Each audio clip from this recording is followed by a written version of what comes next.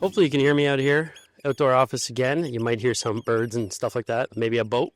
But I wanted to talk about something I see all the time after people leave corporate or after burnout or even just decide they're done living in reactive mode. You finally slow down, you finally get some breathing room, and then all of a sudden, weirdly, staying consistent now feels harder than grinding ever actually did. Back when everything was on fire, you showed up every single day. You had deadlines, you had pressure, you had urgency. Now that things are calmer, the motivation just feels unreliable. That's not a character flaw, that's biology. Your nervous system got addicted to stress, not because it liked it, but because that's what it learned. When cortisol and adrenaline were always constant and you're always running hot, your brain associated urgency with safety. No pressure meant danger. So now that the chaos is gone, your brain's just confused. This is called stress conditioning. You were trained to operate in fight or flight. Calm feels unfamiliar, so your brain interprets as something being actually wrong. That's why consistency feels boring. That's why slow progress feels uncomfortable. And that's why you sometimes miss the chaos even though it totally wrecked you. I was a server back in the day for a long time, and while I missed that hustle, man, I had nightmares about serving and being stuck in the weeds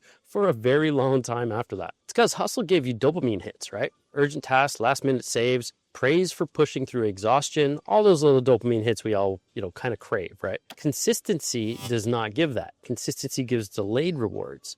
And your brain hates delayed rewards when it's used to instant gratification. This isn't laziness either. It's dopamine recalibration. And for years, productivity meant stress plus validation. Now, productivity means quiet repetition with no applause. That shift messes with people more than they even expect it ever will. So you start thinking something's off, you start doubting yourself, you start chasing intensity again because it feels familiar. That's how people accidentally recreate the same burnout they just escaped. Now, here's the part nobody tells you. Consistency is a nervous system skill, not a discipline problem.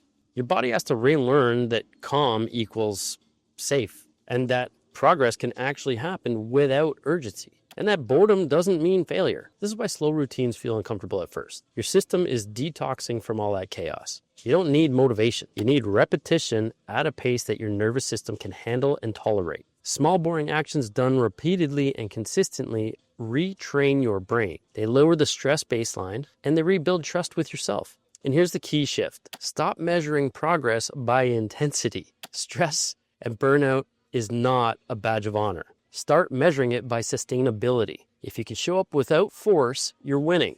If you can stop before exhaustion, you're winning. And if you can leave energy on the table, you're winning. It doesn't look impressive. It looks quiet, and it feels wrong when you were trained in chaos. But the quiet is where the long-term momentum lives. That's where clarity returns. That's where creativity comes back online when you've been staring at a blank page forever. You're not broken because consistency feels hard. You're just early in the adjustment phase. So stick with it. The goal isn't to feel fired up every single day. Yeah, it's nice to, feel motivated and have that spark, but the goal is to build a rhythm that doesn't require self-destruction. That's how freedom actually works. Not loud, not dramatic, just steady. If this hit, you're not alone. You're recalibrating. And that's progress even if it doesn't feel exciting yet. See you in the next one.